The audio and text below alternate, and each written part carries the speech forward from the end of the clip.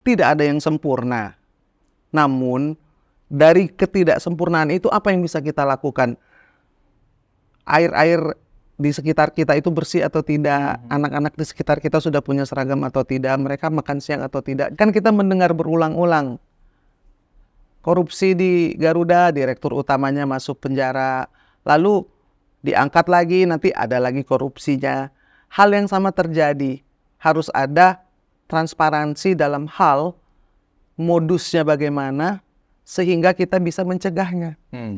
Kamu tidak bersalah, kamu tidak perlu takut untuk diperiksa. Kalau kamu salah, ya pada saatnya kamu akan kena juga.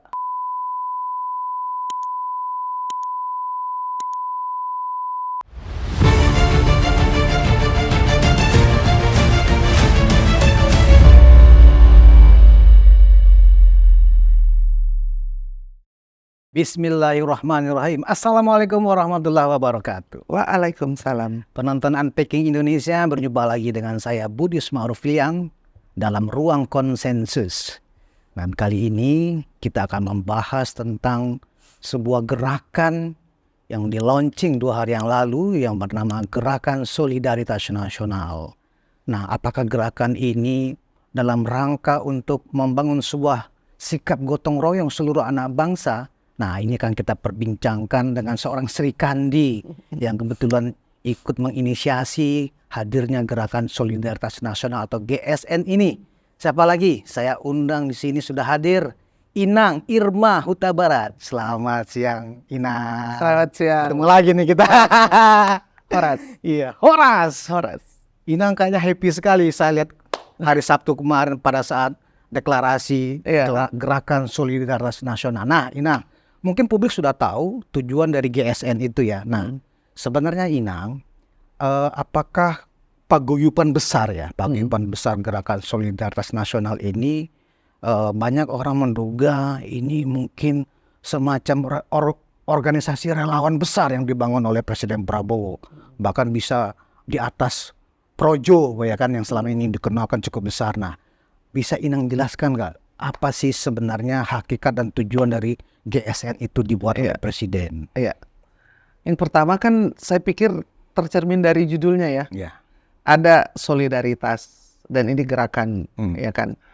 Pada waktu kita di TKN semasa kampanye Pilpres itu kan banyak sekali bukan hanya relawan, tetapi juga ada para ahli, pakar, penasehat. Saya kebetulan waktu itu Dewan Penasehat di TKN, lalu juga juru bicara, dan banyak lagi teman-teman dari beragam partai, lalu juga beragam latar belakang yang ikut membantu. Nah, kemudian setelah menang Pilpres, ya kan, Pak Prabowo menjadi presiden, beliau mengatakan ini sayang nih kalau potensi orang-orang yang baik dan guyup yang sudah melakukan hal yang besar bersama-sama bubar begitu saja. Setuju nggak kalau dilanjutkan? Tetapi platformnya bukan politik, bukan TKN lagi, bukan Koalisi Indonesia Maju, melainkan sebuah gerakan sosial yang dapat membantu masyarakat lebih langsung, ya, tanpa melalui parpol-parpol, tanpa melalui urusan dari kabinet atau urusan pemerintahan. Jadi ada di luar pemerintah yang bisa mengakselerasi dan juga mensupport apa yang dilakukan oleh pemerintah. Beberapa hal yang memang menjadi perhatian ya dari Pak Prabowo, yaitu perbaikan gizi, lalu juga membantu sarana pendidikan. Nah, kemarin pada waktu di launching itu kan diumumkan perusahaan-perusahaan, hayo ikut bantu. Betul. Abang Budi juga kalau mau ikut, ayo bantu. Mau kasih 100.000 boleh, mau kasih 100 juta boleh, mau kasih 10.000 boleh. Yang ngomong tuh Presiden Republik Indonesia sendiri. Mengajak kita ini, bangsa ini memiliki banyak masalah dan tidak semua masalah bisa diselesaikan oleh pemerintah. Benar kan? Artinya partisipasi publik atau keikutsertaan masyarakat itu penting dalam mencapai tujuan-tujuan yang mulia demi kebaikan bangsa ini menuju Indonesia emas. Nah, kan ada beberapa hal yang memang krusial ya kan? Soal kesehatan dan soal pendidikan. Soal kesehatan, kita sendiri tahu masih banyak anak-anak yang terkena stunting, lalu juga IQ dari rata-rata anak Indonesia masih paling rendah di Asia Tenggara. Dan anak-anak sekolah kesulitan cari seragam, walaupun sudah dibebaskan oleh pemerintah uang sekolahnya, tapi kan tetap dimintai seragam. Nah, misalkan itu hanya hal-hal kecil aja. Kalau saya melihatnya secara holistik ya, bahwa bangsa ini punya banyak masalah, apa yang bisa kita bantu, apa yang bisa kita selesaikan, ayo sama-sama. Ada yang kekurangan air, ada yang kekurangan pupuk, ada yang kekurangan baju seragam, ada yang kekurangan makanan. Masih banyak kekurangan-kekurangan yang di tataran akar rumput ya. Semoga itu bisa ditangkap. Bukan hanya GSN saja, tetapi seluruh komponen bangsa ini bisa membuat partisipasi, ikut berperan dalam membangun. Sudah dong, kita sudah kan kita sudah berlawanan, sudah head to head, sudah bersaing, sudah selesai gitu. Bisa nggak kita bilang the game udah selesai, sekarang kita naik kelas, ada pekerjaan yang baru yang bisa kita lakukan bersama-sama. Jadi tadi Bang Budi udah bilang yang menjadi garis bawahnya itu adalah gotong royong. Saya pikir gotong royong itu adalah ruh dari Pancasila, ruh dari bangsa ini yang tidak bisa hanya diucapkan semata-mata. Tapi kan what have you done? Apa yang sudah Bang Budi lakukan untuk lingkungan? Ada nggak anak yang kelaparan di sana? Ada nggak anak yang masih tidur dengan perut kosong? Betul.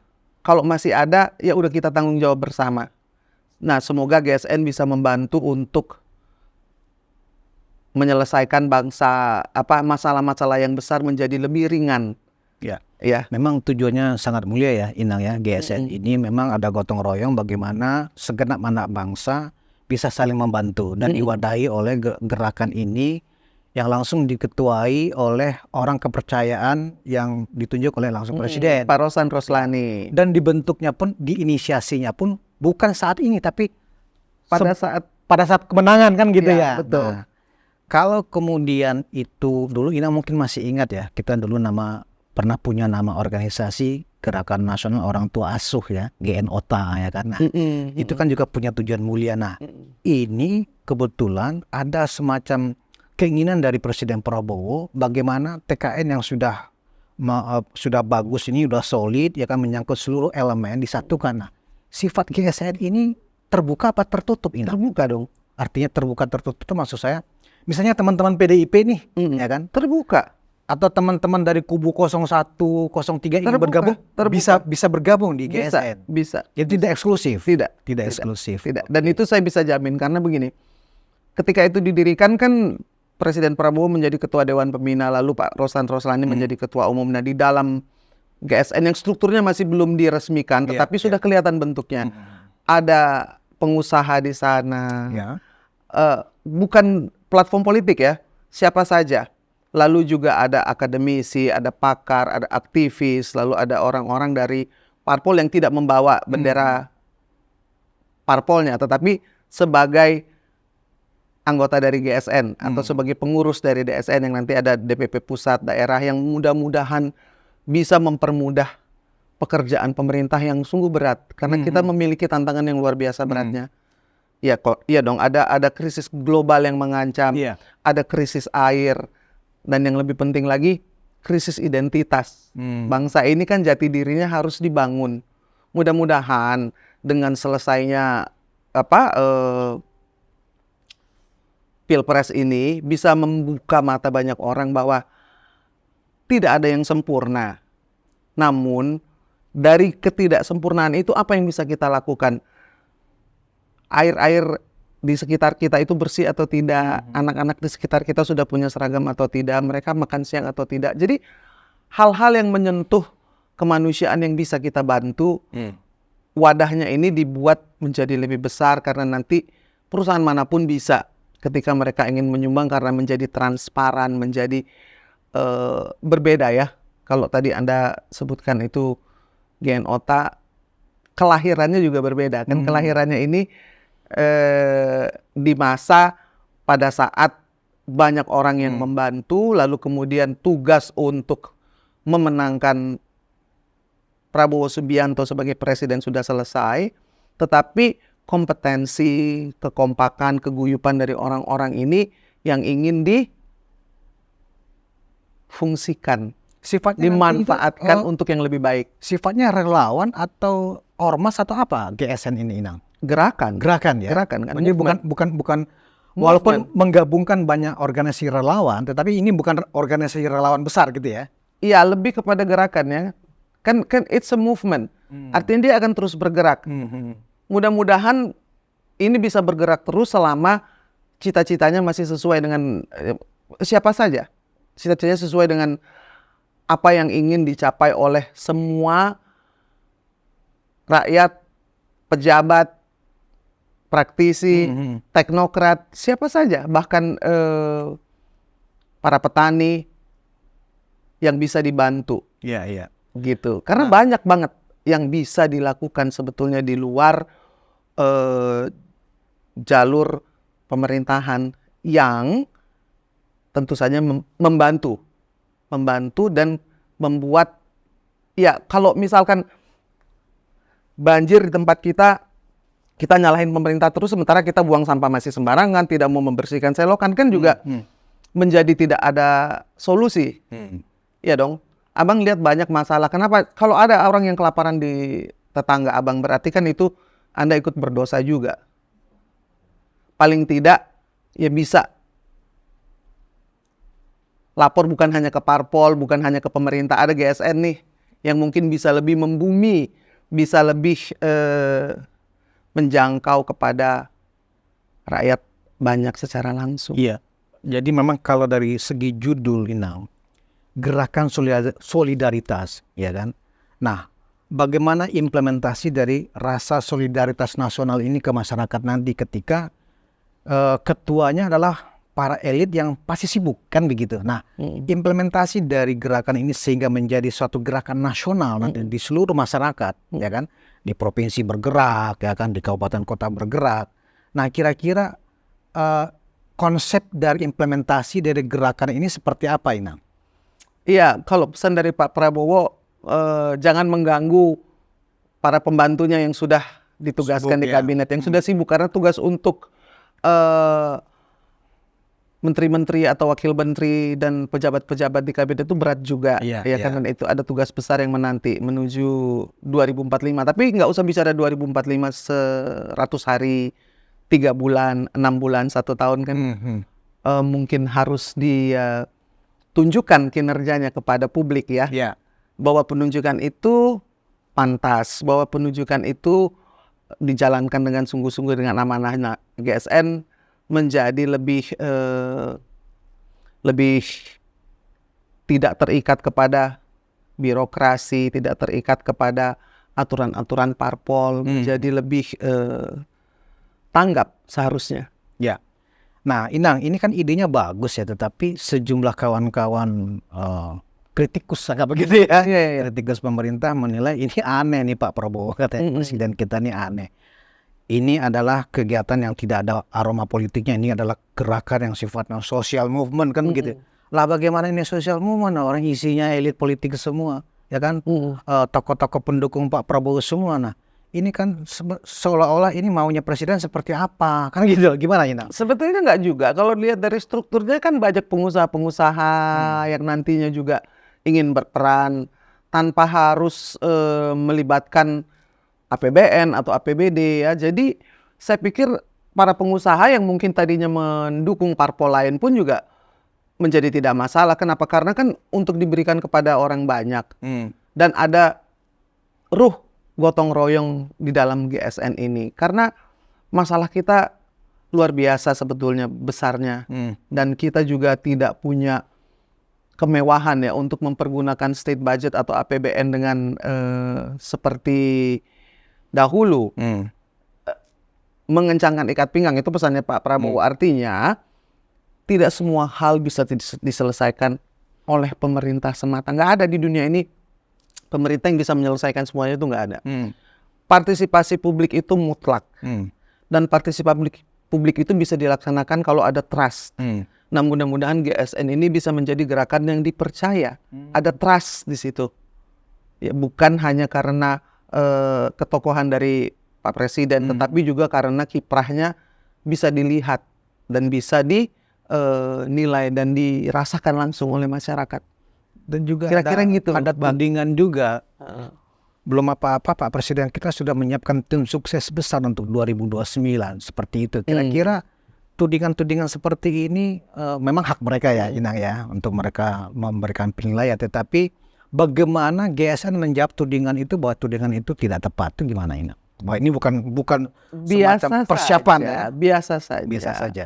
Apapun yang kamu lakukan pasti ada pro dan kontra. Oke. Ya, jangankan Pak Presiden, Nabi pun masih ada pro dan kontra. Artinya tujuan yang mulia, ini kan jalan untuk kebajikan ceritanya, itu bisa membantu banyak orang dengan lebih cepat, lebih terukur, lebih mudah, karena tidak perlu harus melalui birokrat-birokrat yang panjang, dan mungkin kalau ada yang kelaparan di sana, kalau ada yang longsor di sana, kalau ada yang banjir di sana, GSN mestinya bisa hadir ya. Iya. Sehingga itu semua orang bisa merasa memiliki, bukan hanya yang pernah membantu untuk saat TKN untuk pemenangan Prabowo Subianto saja, tetapi orang-orang yang memang peduli terhadap masalah bangsa ini. Saya pikir itu seperti semua aktivis juga bisa kalau mau ikutan di situ. Kenapa tidak? Jurnalis, pengusaha, akademisi, tokoh-tokoh masyarakat, tokoh-tokoh agama, semua pilar-pilar masyarakat itu bisa dirangkul dan bisa menjadi lebih cair kan? Iya. Bisa menjadi lebih cair karena yang bisa mendengarkan langsung itu mungkin adalah orang-orang yang tidak duduk di pemerintahan. Yang bisa merasakan lebih langsung mungkin orang-orang yang punya waktu untuk melihat, mendengar lebih banyak. Yaitu orang-orang yang diharapkan bisa Ya, karena memang bergabung di GSN ini. tudingan itu sebenarnya adalah rasa untuk meyakinkan publik bahwa GSN itu bukan hanya sekedar, bukan seolah-olah seperti proksi ya kan, sebenarnya ini persiapan 2029 tapi diproksikan, dibentuk sebuah modus, ini adalah gerakan solidaritas nasional. Nah, ini justru kita perlu mengedukasi publik. Kehadiran GSN adalah benar-benar untuk membangun sebuah semangat gotong royong kan, itu sebenarnya poinnya kan di situ ya Nang ya.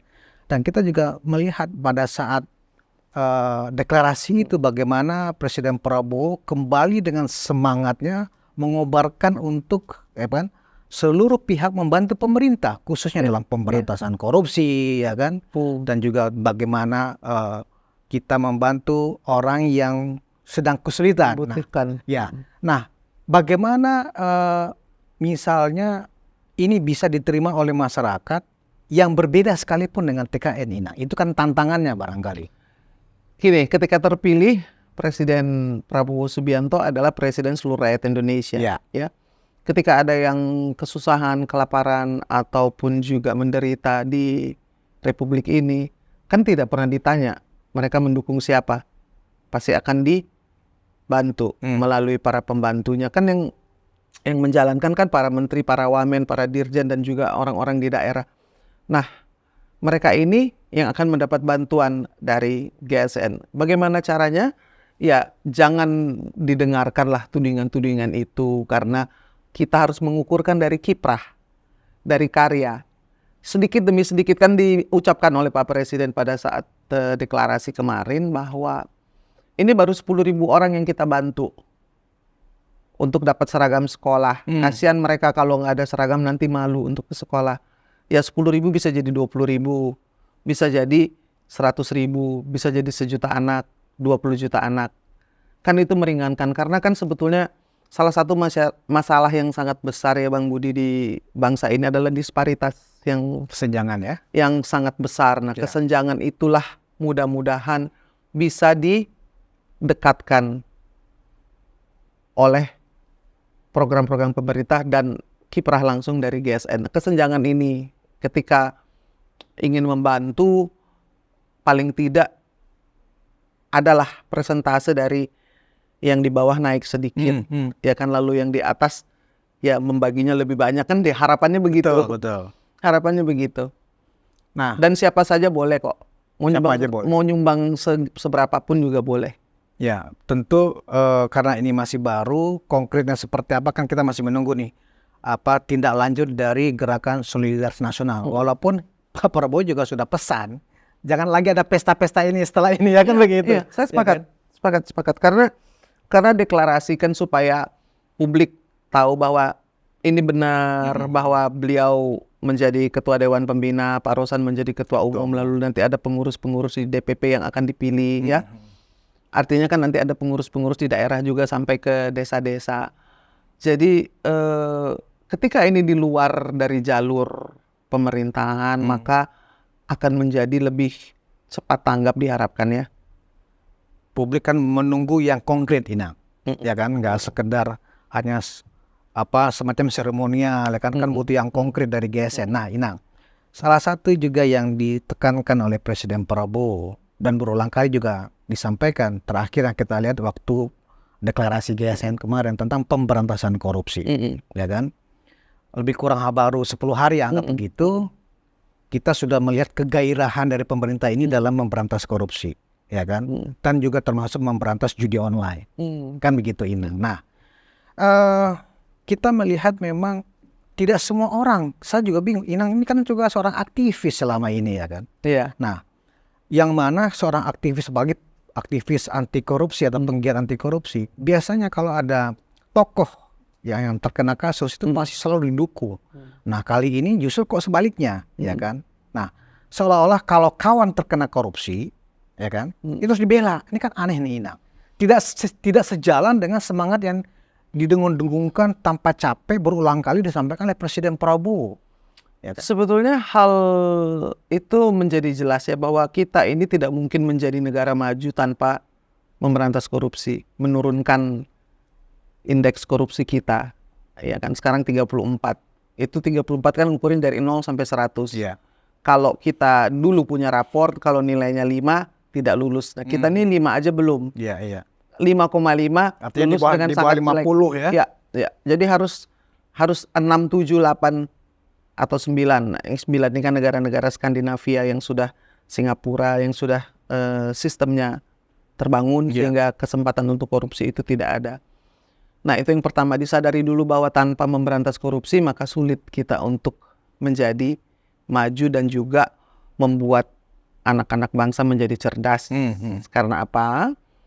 Karena salah satu dari indikator untuk menjadikan satu negara itu disebut negara maju adalah penegakan hukumnya jalan, ya kan, lalu juga kebebasan berbicara, lalu juga ada banyak ukuran macam-macam indeks itu. Yang salah satu paling penting adalah kita harus menaikkan rating kita dalam pemberantasan korupsi.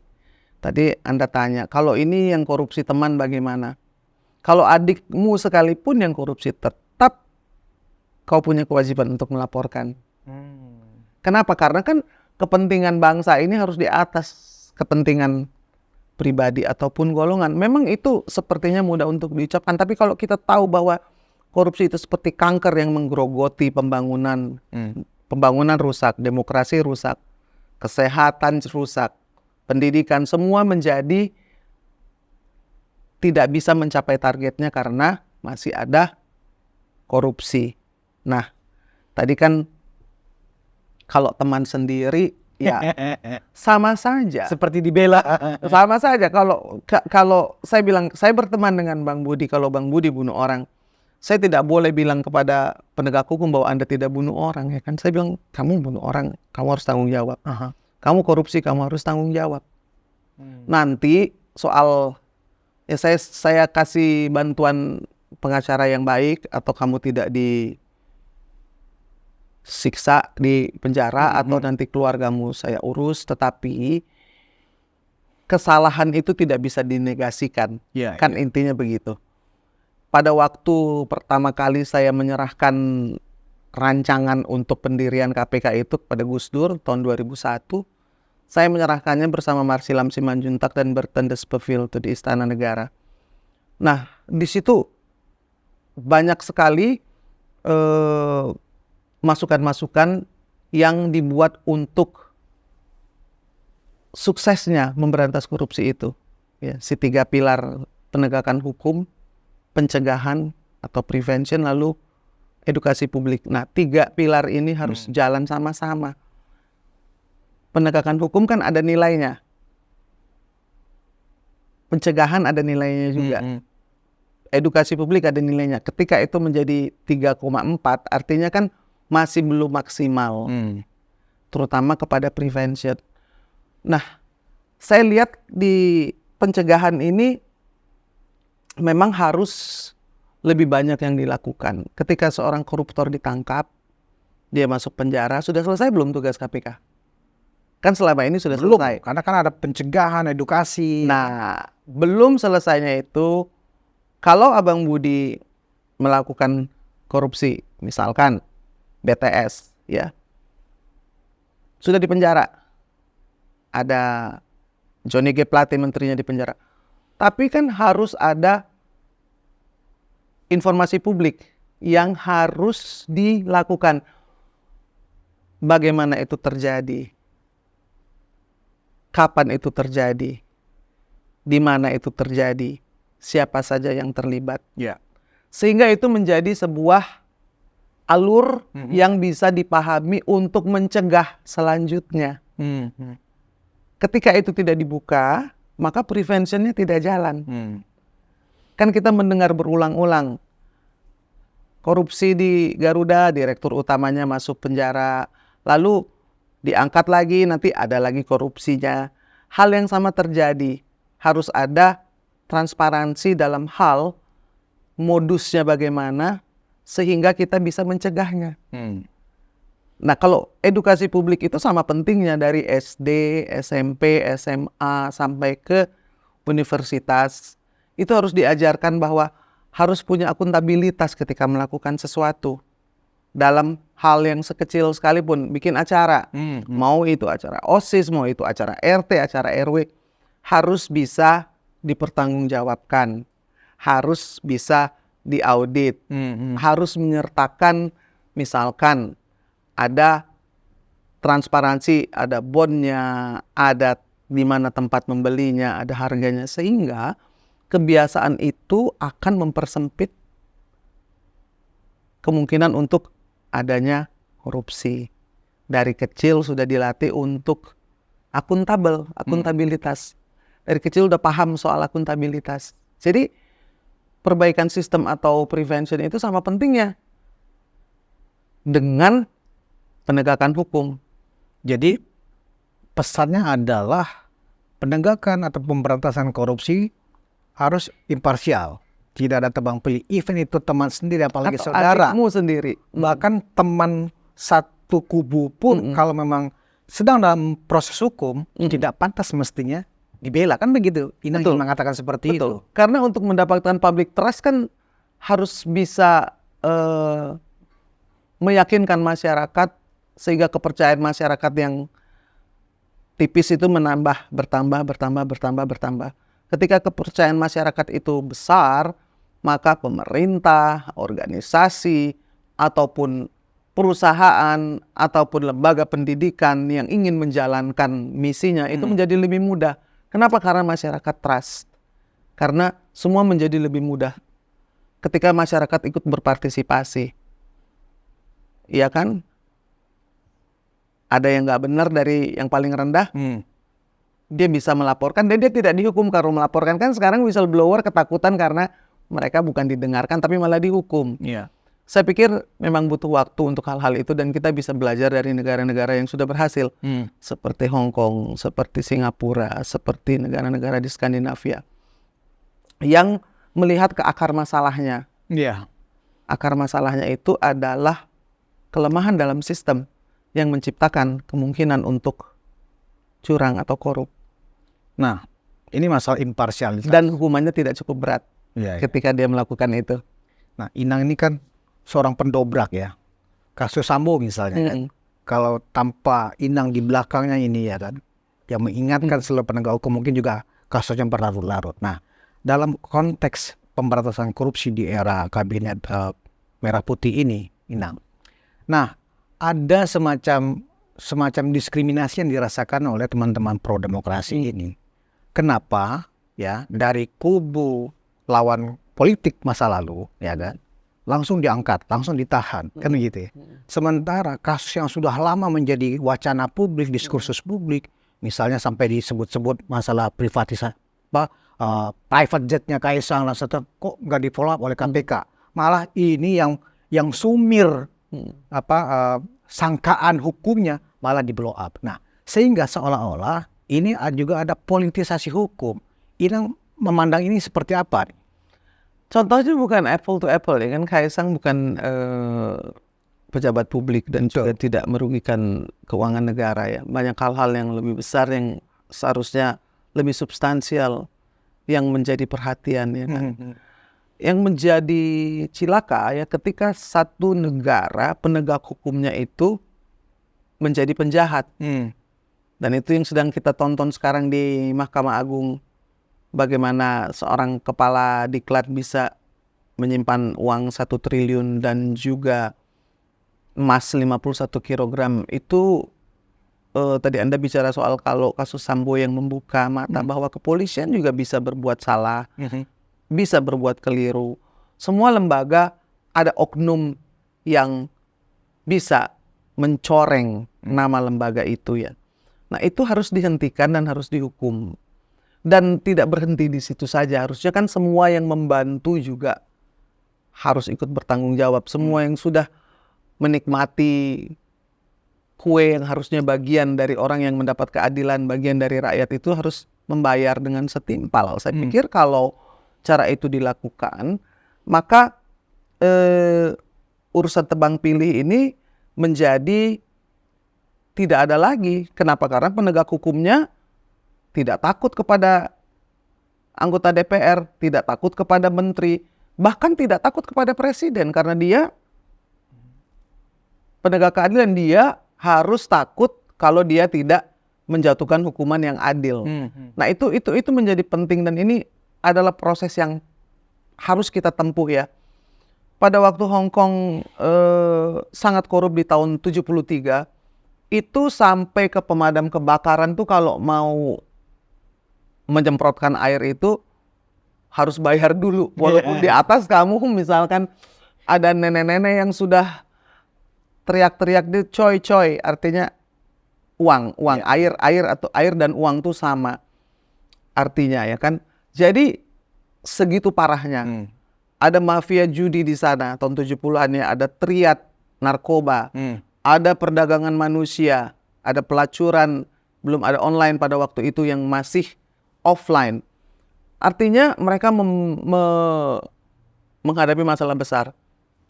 Yang diselesaikan pertama kali itu penegak hukum. Dibersihkan dulu. Nah ada keuntungannya, hakim-hakimnya relatif bersih, digaji dengan besar dan tidak perlu mencari uang kiri kanan dari orang-orang yang sedang disidang atau sedang diadili. Nah, kita kan harus ke arah sana juga. Penegak hukum kita harus diberikan gaji, fasilitas yang lebih besar, tetapi juga masyarakat punya kesempatan untuk doing the checks and balances, bukan hanya DPR saja. DPR yang harusnya menjalankan fungsi checks and balances. Kalau anggota DPR-nya sendiri yang melakukan korupsi itu, berani nggak penegak hukum menangkapnya? Berani nggak penegak hukum mengadilinya? Kan dulu pernah ada ketua DPR yang menjadi, maka sudah di dalam sekarang. Iya, jadi artinya tebang pilih ini masih akan tetap menjadi pertanyaan atau tudingan ya ketika penegakan hukum ini tidak mampu menyeret nama-nama besar, orang besar yang bertanggung jawab atas sebuah kejahatan yang besar juga. Tapi kan sudah dibuktikan Sambo bisa dihukum kok pada waktu kejadian itu. Tidak ada yang percaya bahwa seorang Jenderal Bintang 2 bisa dihukum. Kadipropam pada saat itu malah. Betul, ya kan? Betul. Nah, ada opini publik, ada tekanan dan dorongan masyarakat yang sangat kuat sehingga Presiden sendiri harus mengatakan berkali-kali bahwa selesaikan dengan adil, dengan transparan. Nah, saya pikir Presiden Prabowo juga memiliki keinginan dan tekad yang kuat untuk itu. Kita beri kesempatan Ya, itu judulnya. untuk beliau menunjukkan seperti dalam pidatonya, saya mau pemerintahan yang bersih. Yang tidak bersih minggir saja, nggak usah ikut. Nah, itu yang akan you hold it accountability, dipegang sebagai akuntabilitas, bahwa mungkin ada orang-orang yang dianggap tadi tudingan tebang pilih yang masih belum dihukum atau masih belum diperiksa,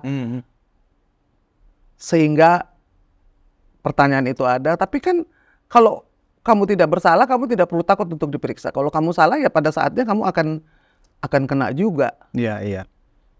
Jadi Toh waktu tetap berlalu. ya. Kalau kamu tidak tertangkap sekarang, mungkin nanti 5 tahun lagi. Kalau tidak, mungkin 6 tahun lagi. Karena begitu banyak kasus-kasus yang besar yang akhirnya hilang di telan bumi. Nah, itu yang membuat KPK, penegak hukum, polisi, hakim, jaksa menjadi kewalahan karena mereka sendiri juga harus diperiksa ketika mereka melakukan hal yang sama. Kan sekarang kita lagi nonton nih yang di MA kejadiannya. Iya. Benar nggak Bang Budi? Iya, benar-benar. Kaget Abang? Iyalah. Segitu banyak uang ada di satu rumah, 1 triliun, itu berapa tahun mengumpulkannya? 10 tahun. Iya kan? Nah, jadi kalau kita lihat semangatnya presiden, ya kan, sebenarnya kan agak di satu sisi mungkin dilihatnya dilema, Inang. Kenapa bisa kita nilai dilema?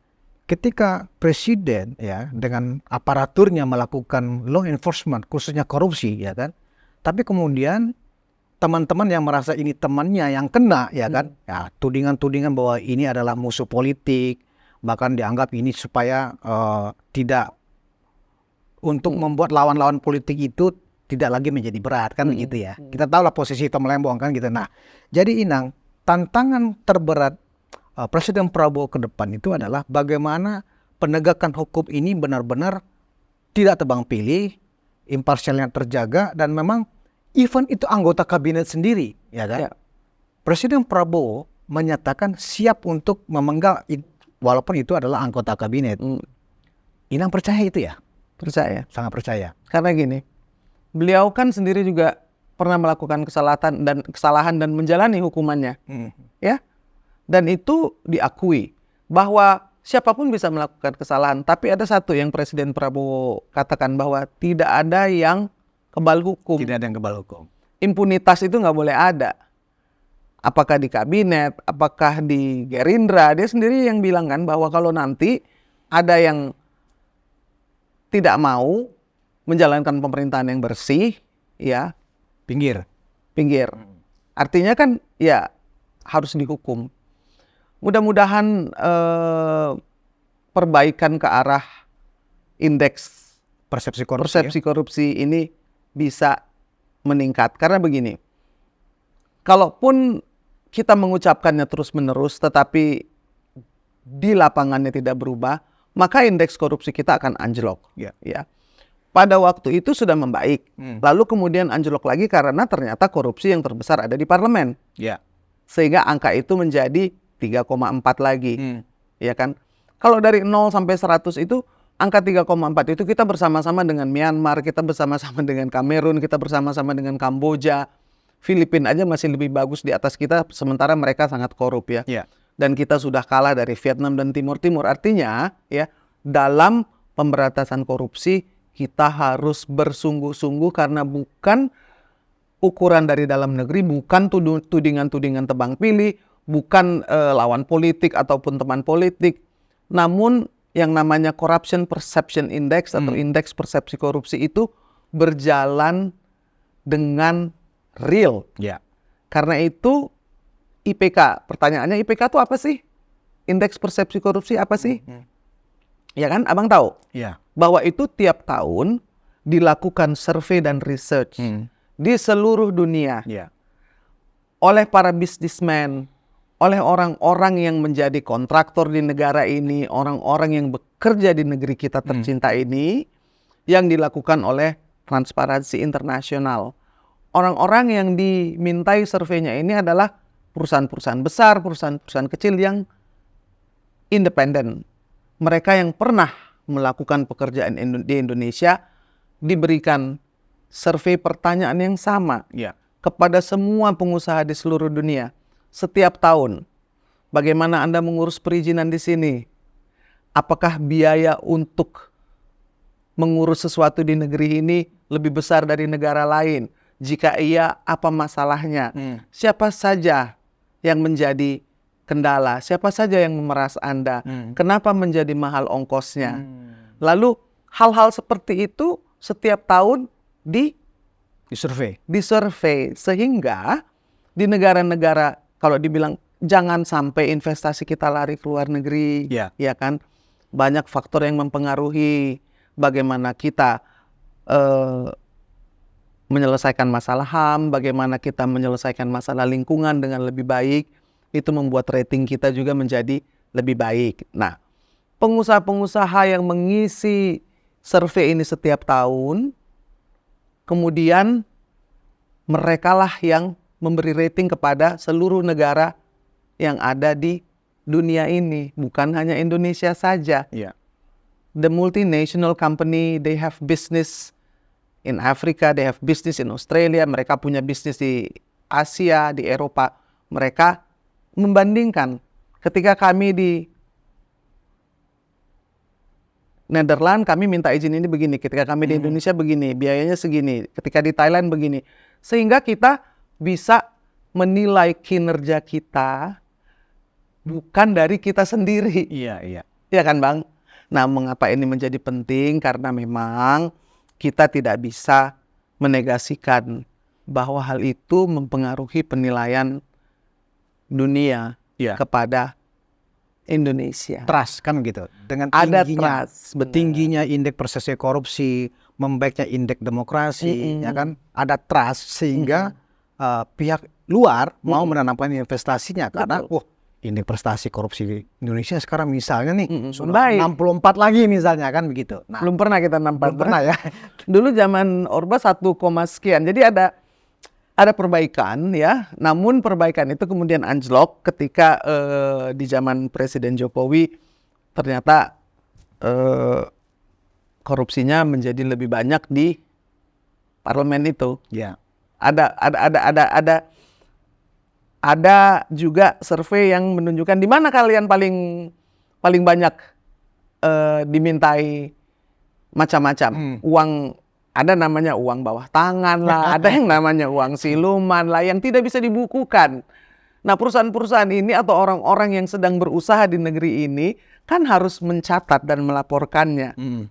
Iya kan? Berapa mereka harus memberikan kepada anggota parlemen, kepada orang-orang di kementerian, itu menjadi satu bukti bahwa perbaikan masih jauh dan harus tetap dilakukan.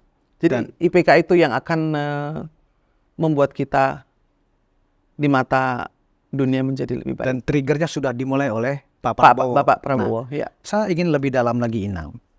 Salah satu yang cukup signifikan sebenarnya dalam hal pemberantasan korupsi ini adalah yang pernah diusulkan oleh PSI tentang RUU perampasan aset. Nah, saya menyimak dari awal sepertinya Presiden Prabowo nggak pernah menyinggung-nyinggung tentang RUU perampasan aset ini. Nah, kira-kira posisinya bagaimana di antara semangat Presiden yang begitu menarik simpati publik dalam pemberantasan korupsi, tapi kok RUU perampasan aset nggak pernah disinggung oleh Presiden Prabowo? Mungkin belum ya. Belum kayaknya. Ya, mungkin belum ya. Karena satu persatu hal-hal itu akan muncul dengan sendirinya. Sekarang kan lagi menyusun bagaimana kinerja para kabinet, pembantu-pembantunya di kabinet bisa dengan cepat, karena mau start dengan cepat supaya masyarakat bisa melihat. Lalu urusan bagaimana perampasan aset itu bisa digolkan di parlemen, ya, itu kan bukan urusan pemerintah sebenarnya, ya. Mungkin beliau bisa memerintahkan kepada kader-kader Gerindra untuk menyetujuinya.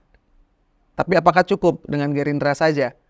Kan harus ada Golkar harus setuju, PDIP harus setuju, PKB harus setuju, PAN harus setuju. Nah, kalau Koalisi Indonesia Baru bisa menyetujuinya, mungkin harapan masyarakat akan menjadi lebih baik ya. Karena begini, kalau orang korupsinya 1 triliun lalu dihukumnya 3 tahun, dendanya 50 juta kan lucu ya. Ya. Di Cina itu mereka bukan hanya dihukum mati ya. Karena hukum mati tetap aja korupsi lagi. Alah, hukum mati. Ada orang yang rela mati. Namun semua anggota keluarganya itu tidak boleh masuk ke politik lagi, tidak boleh kerja di pemerintahan. Dianggap seperti orang yang dikutuk akhirnya. Sehingga orang yang mau korupsi itu mikir 1000 kali, Bang Budi.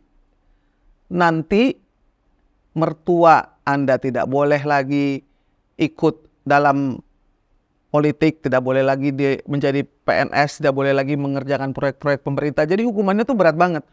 Mertua kena, menantu kena, ipar kena, semua yang ada dalam kartu keluarga dan semua yang ada dalam lingkaran Mas Abang Budi akan dihukum secara sosial. Bukan dimasukin penjara, bukan hanya dirampas asetnya sudah. Lalu ada hukuman lain. Your family has to take the consequences as well.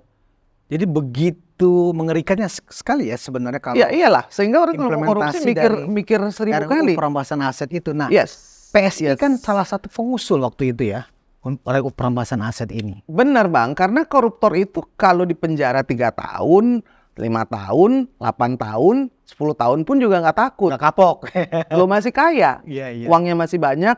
Kalau punya uang triliunan, yang disuruh bayar denda cuman puluhan juta atau ratusan juta, ya hitung-hitung seumur hidup 7 turunan udah sejahtera, mereka tidak kapok atau tidak jera. Yang ditakuti oleh para koruptor itu adalah menjadi miskin.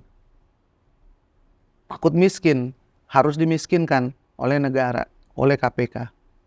Apa karena itu barangkali di parlemen pun nggak tertarik untuk memproses RUU perampasan aset itu? Iya kan, pada waktu indeks corruption perception kan bukan Bang Budi yang bilang, bukan Irma Huta Barat yang bilang. Ini adalah indeks yang dibuat oleh masyarakat internasional yang menilai. Jadi kalau dibilang bahwa tidak peduli atau mereka tidak tahu, itu artinya tidak peduli terhadap kemajuan bangsa ini. Mana mungkin maju kalau korupsinya tidak diberantas. Ketika dibilang bahwa korupsi yang terbesar pada waktu 2022 adalah di parlemen, kan harusnya orang-orang di parlemen mikir dong. Saya sih mikirnya gini ya, ini udah tahu kita dalam kesulitan besar. Kita memiliki masalah yang sangat kompleks, yang semua harus mempertanyakan kepada dirinya, apa yang bisa saya lakukan untuk perbaikan, untuk bangsa ini. Harusnya moratorium korupsi. Gimana caranya tuh? Berhenti korupsi. Gerakan moratorium berantas atau anti korupsi kan begitu? Iya, artinya yang korup kan udah banyak. Ya. Ya, yang sudah dihukum ya siap-siap aja asetnya dirampas kalau memang undang-undang perampasan aset nanti berlaku, ya kan. Namun ke depan ini kan kita tidak mengalami kolam susu atau Milky Way. Akan sulit karena ada perang di banyak negara, akan ada resesi global, akan ada perubahan iklim global, akan ada potensi perang-perang di tempat-tempat yang rawan. Dan kita harusnya mensyukuri bahwa kita berada di negeri yang damai. Dan Pak Presiden Prabowo meminta supaya ya bersatulah semua seperti dahulu. Zaman ketika para pendiri bangsa, mereka juga berkelahi kok soal prinsip. Mereka punya pemikiran yang berbeda, punya arah politik yang berbeda. Tapi kenapa semua bisa maju dengan gagasan yang brilian untuk kemajuan bangsa ini? Ada Bung Hatta yang bertentangan dengan Bung Karno, ada Bung Syahrir, iya kan, orang-orang yang memiliki pemikiran besar untuk bangsa ini dan kemudian diingat, iya kan. Bung Hatta pernah menulis bahwa ada dosa para intelektual, di mana ketika kepintaran dan ilmu-ilmu yang dimiliki para intelektual itu tidak mampu membebaskan penderitaan orang banyak. Ya. Masih banyak yang kekurangan air bersih. Itu penting. Saya tuh ingin, makanya nanti mungkin ya insya Allah ketika sudah jalan di GSN saya bisa menyediakan lebih banyak air bersih untuk orang-orang yang kekurangan. Saya kan di Citarum dari tahun 2015 membereskan Sungai Citarum. Ada 28 juta orang-orang miskin di sana yang kalau miskin tapi masih punya air bersih seperti mata air yang ada di kampungnya. Mungkin di kampungnya Bang Budi airnya masih bersih. Mereka miskin tapi mereka hidupnya lebih sejahtera karena ada air bersih. Sehingga tanamannya masih bisa disiram, masih bisa mandi, masih bisa wudhu, masih bisa minum air bersih. Kalau airnya kotor seperti di Citarum ini bikin sumur. Sumurnya digali kan infiltrasi dari polusi di sungai itu masuk. Nah, penderitaannya ini menjadi berlipat ganda. Ya. Makanya masyarakat di Jawa Barat itu BPJS-nya klaimnya paling tinggi, lalu juga penyakit-penyakit yang ginjal, liver, anak-anak sakit kulit itu juga lebih banyak karena airnya kotor. Ada 2.882 pabrik yang setiap hari masih membuang limbahnya ke sungai. Penegakan hukumnya jalan nggak? Berarti kan nggak jalan. Pabriknya ditutup nggak? Enggak, karena nanti bisa membuat PHK begitu banyak. Jadi, ini bukan dilema sebetulnya. Harus ada solusi bahwa kita melihat sumber air atau sungai atau danau itu sebagai sumber kehidupan sehingga kita prioritaskan. Kan sungai bisa kasih ikan, bisa kasih jadi transportasi, bisa jadi sumber pendapatan atau nafkah bagi banyak orang. Ketika sungainya beracun, maka tidak ada satu spesies pun yang bisa hidup di sana kecuali spesies yang namanya ikan sapu-sapu. Dan orang yang kekurangan air itu banyak sekali. Jadi ya mudah-mudahan melalui GSN ini kita bisa membantu bukan hanya seragam anak sekolah tapi menyediakan air bersih kepada orang-orang yang membutuhkan. Itu basic needs, itu kebutuhan yang sangat mendasar. Nah, selaras dengan bagaimana GSN ini bisa mengimplementasikan banyak hal-hal yang konkret nanti ke masyarakat. Terakhir, Ina, apakah berbarengan dengan apa yang akan dilakukan oleh GSN, apakah PSI akan kembali mengingatkan atau menyampaikan langsung ke Presiden tentang perlunya segera ditindaklanjuti RUU perampasan aset? Ya kan PSI kan tidak lolos ke Senayan. Ya minimal menyampaikan. Jadi kan sekarang yang memiliki peran adalah partai-partai, fraksi-fraksi yang ada di Senayan. Saya pikir hal seperti itu kalau kita menyampaikan kan bunyinya seperti bisikan. Tapi yang lemah. Tapi ketika Presiden Prabowo menyatakan bahwa saya ingin pemerintahan yang bersih, itu juga harus selaras dengan saya ingin semua orang yang berada di partai saya juga bersih. Kan checks and balances itu sama. Ada yang di pemerintahan, ada yang di parlemen. Nah, ini kan dua, ada satu lagi di judicial. Saya juga ingin hakim-hakim saya, jaksa dan polisi saya bersih. Dan harus dimulai dari penegak hukum. Bagaimana membersihkan kehakiman, kejaksaan, kepolisian, tiga pilar yang berhubungan dengan masyarakat. Karena tanpa itu sulit kita untuk menjadi negara maju. Orang-orang yang memiliki uang banyak dari korupsi mungkin mereka berpikir bahwa saya bisa hidup tenang, anak cucu saya punya aset banyak, saya punya uang banyak, saya punya tabungan yang tak terhingga, saya punya macam-macam portfolio. Tapi jangan lupa ya bahwa ketika disparitas itu menjadi semakin besar dan kita tidak bisa menjamin apa yang akan terjadi terhadap anak cucu kita ketika orang miskin sudah tidak bisa lagi mendapatkan air bersih, semakin lama semakin banyak. Ketika semakin banyak anak-anak yang tertidur dengan rasa lapar, sebanyak apapun uang Anda tidak akan pernah merasa tenang. Kenapa? Karena akan ada kecemburuan sosial dan kesenjangan yang semakin besar dan itu berbahaya. Kan tugas negara dalam konstitusi kan jelas, mencerdaskan bangsa. Lalu juga pemerintah harus menyantuni, memelihara orang-orang miskin.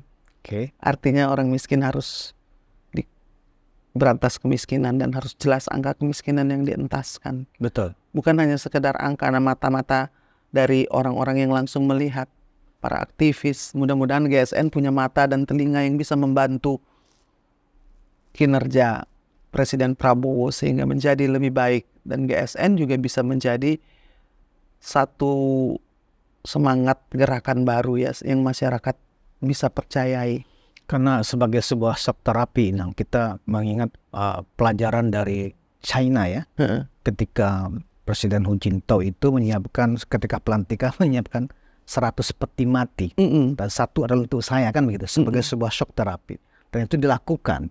Nah kita kan nggak mungkin ada penerapan hukuman mati kepada koruptor. Nah apakah Inang Irma melihat kalau misalnya RUU perampasan aset itu memang dibahas di parlemen atas perintah, anggaplah Presiden Prabowo perintahkan ke Menteri Hukumnya Pak Yusril kan gitu loh, untuk segera di follow up tuh RUU perampasan aset, setidaknya ada shock terapi juga ya kan, efek kejut ya kan, yang membuat wah ternyata benar Presiden kita nggak main-main dalam hal pemberantasan korupsi.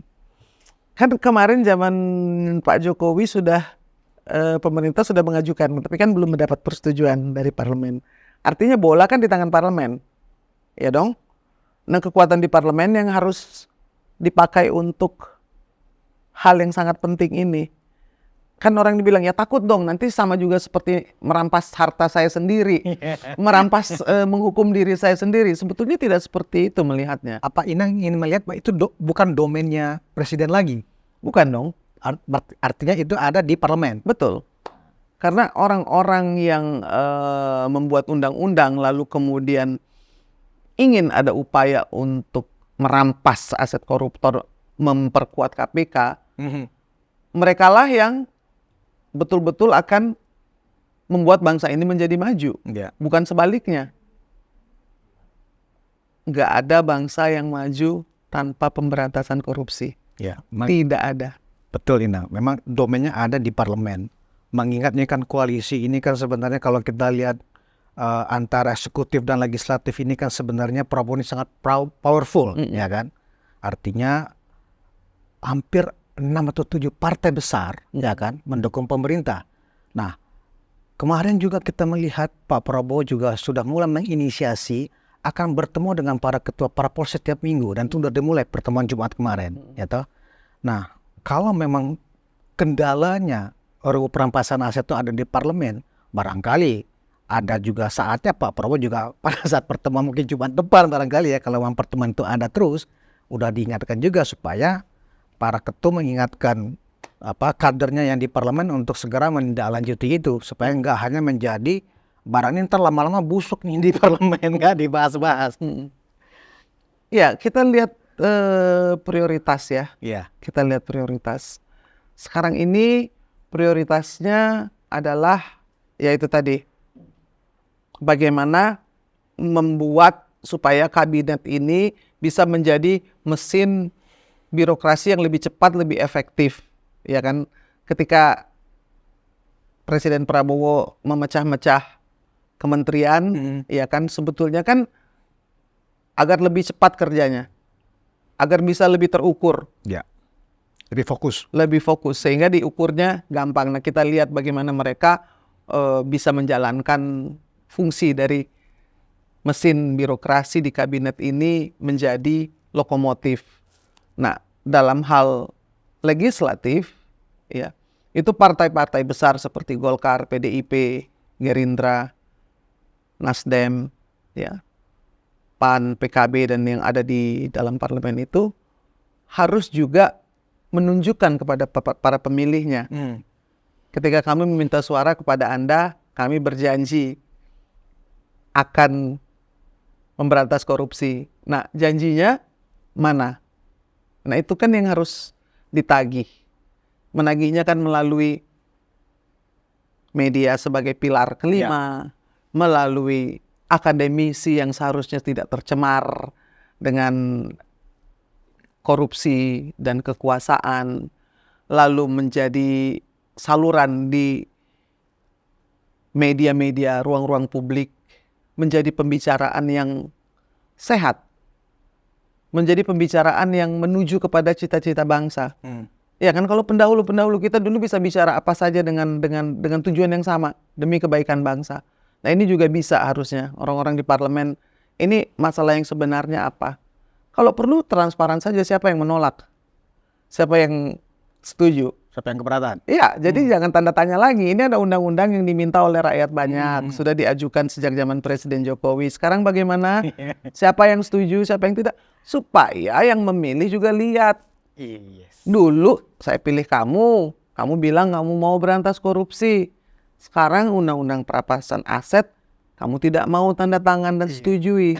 Nggak connect.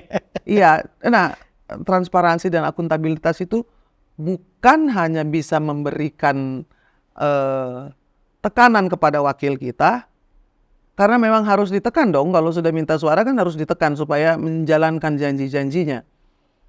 Masyarakat juga menjadi lebih berdaya. Ya. Nah, pemberdayaan masyarakat yang lebih cerdas itu kan juga yang diimpikan oleh Presiden Prabowo, sehingga menjadi lebih kritis, menjadi orang yang mampu memberikan masukan, bukan hanya sekedar menjilat saja. Ya, kalau memuji-muji dan menjilat saja, maka tidak akan ada kemajuan. Nah, itu kan beliau tahu bahwa kita kerja sama-sama sekarang. Apa yang bisa diselesaikan, kita selesaikan sama-sama. Nah, masalah terbesar negeri ini adalah korupsi, beliau juga tahu. Ya.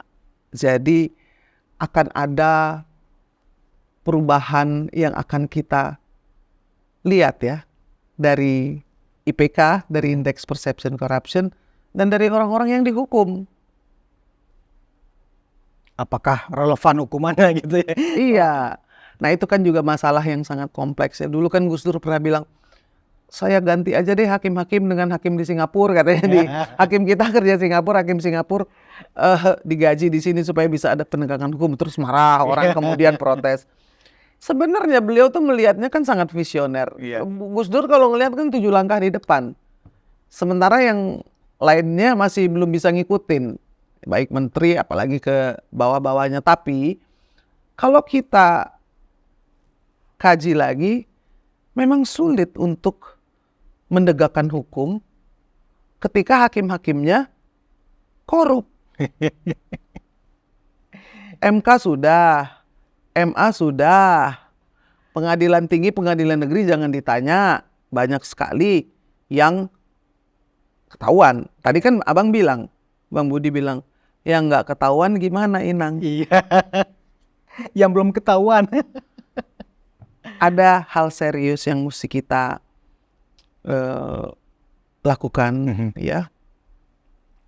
Satu dalam hal rekrutmen. Hakim-hakim agung yang diuji oleh anggota DPR juga, ya. Artinya mereka yang mendudukan ketua dari MA harus tanggung jawab. Ya. Dulu siapa yang voting untuk dia? Tanggung jawab. Ada akuntabilitas. Jadi tidak berhenti di situ saja. Tidak berhenti. Kenapa ada uang kas 1 triliun, ada 51 kilogram emas? Itu kan di luar nalar. Namun harus ada kelanjutannya sehingga penyidikan, pemberantasan korupsi itu berkelanjutan, berkesinambungan. Kalau dulu saya pernah ngobrol dengan sahabat saya, Ignaz Clayton almarhum. Dia bilang sebetulnya ya di Indonesia ini kalau kita mau menerapkan sistem rekomendasi, orang bisa tanggung jawab itu dari atas sampai bawah itu seperti rantai yang tidak putus. Ya. Abang dapat rekomendasi, Bang Zulfan bilang, oke, kamu podcast. Abang cari wakil lagi, cari deputy, cari kameramen, sampai kepada OB atau office boy yang direkrut oleh sekretaris. Atas rekomendasi, ketika dia melakukan kesalahan, sekretaris yang di atasnya yang rekrut tanggung jawab dong. Paham nggak Bang? Iya. Kalau ada orang yang melakukan sesuatu, ya itu kan kalau di militer jelas ya, kesalahan anak buah, kesalahan saya. Itu kan Presiden Prabowo pernah mengatakan, anak buah saya tidak salah, ketika mereka melakukan kesalahan maka saya yang akan tanggung jawab. Nah, bukan sistem komando seperti itu yang sebetulnya menjadi garis bawah, tetapi pertanggungjawaban atas rekomendasi. Sehingga ketika merekomend seseorang, itu ada konsekuensinya. Siapa yang merekomendasi Ketua Mahkamah Agung? Siapa yang merekomendasi ZR? Kenapa dia ada di dalam lingkaran itu siapa? Sehingga tanggung jawab itu bisa dirunut. Dan orang akan berpikir 1000 kali untuk merekomendasi orang yang curang, orang yang korup untuk berada di lingkarannya. Kalau ini kan malah dimasukin. Yang masukin siapa? Yang rekomendasi siapa? Tanggung jawab dong. Baru kita bisa pelan-pelan memperbaiki. Itu tidak serta-merta menuntaskan, tapi perbaikannya jelas. Maksudnya gitu loh Bang Budi. Baik, Mbak Irma, memang kita bisa menyimak ya gerakan gotong royong lewat GSN sudah dicanangkan Presiden, ya kan, baik sekali dan mulia sekali. Kemudian pemberantasan korupsi juga sudah diinisiasi oleh Presiden. Nah, yang untuk memaksimalkan langkah-langkah ini memang kita menunggu RUU perampasan aset untuk segera ditindaklanjuti. Begitu ya kira-kira. Kita harus punya jaksa agung yang kuat juga, hakim-hakim yang kuat juga, kepolisian yang bersih juga. Jadi itu semua adalah satu kesatuan dalam pemberantasan korupsi. Saya membayangkan kalau RUU perampasan aset itu sudah menjadi undang-undang, saya yakin semuanya bakal ketakutan tuh kayak rumah. Benar nggak, Inang ya? Iya kan, karena ketakutannya untuk dimiskinkan. Iya. Sementara kita di GSN menolong orang miskin. Iya kan? Takut dimiskinkan. Iya. Kita membantu orang-orang miskin yang memerlukan, yang harusnya diurus oleh ya bukan hanya pemerintah tapi kita semua. Iya kan? Iya. Ada fakir miskin di sebelah rumah abang kan bukan hanya tanggung jawab pemerintah saja. Iya.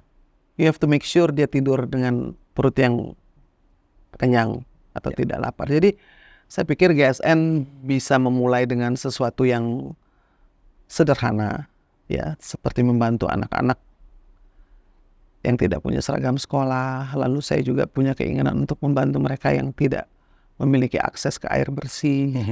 Lalu juga bantuan langsung karena atasnya ini kompleks. Yang tadi saya bilang, kenapa pabriknya nggak ditutup, kenapa ini tidak dihukum, itu kan memerlukan banyak perbaikan di bidang judicial, di bidang legislatif dan juga di eksekutif. Tetapi yang kita bisa lakukan sama kayak ada orang di depan sedang terluka, mereka kelaparan, ya kan nggak ditanya lagi kamu dari partai mana, kamu sudah mengajukan permintaan bantuan belum, bantu dulu deh. Mudah-mudahan GSN bisa melakukan tugasnya dengan gerakan ya. Karena dan menjadi gerakan, satu gerakan yang mulia yang membantu tugas supaya Presiden Prabowo dengan kabinetnya merasa manfaatnya dan merasa terbantukan, karena tugas ini tidak mudah. Terima kasih banyak Inang Irma Huta Barat sudah memberikan insight-nya di Ruang Konsensus hari ini. Saya yang senang ada di sini, Abang. Dan seperti reuni Ruang Konsensus dimanapun Anda berada, pemberantasan korupsi yang dibarengi dengan sebuah gerakan kesadaran nasional untuk membangkitkan semangat gotong royong harus dibarengi juga dengan sebuah undang-undang yang sampai saat ini masih masih duduk manis di ruang legislasi DPR RI. Kita masih mangkrak kita berharap Presiden Prabowo ya bisa ya berbicara dengan para ketua umum partai supaya RUU perampasan aset juga segera ditindaklanjuti. Demikian dulu perbincangan kami, kita bertemu di episode selanjutnya. Terima kasih. Wassalamualaikum warahmatullahi wabarakatuh. Waalaikumsalam warahmatullahi wabarakatuh.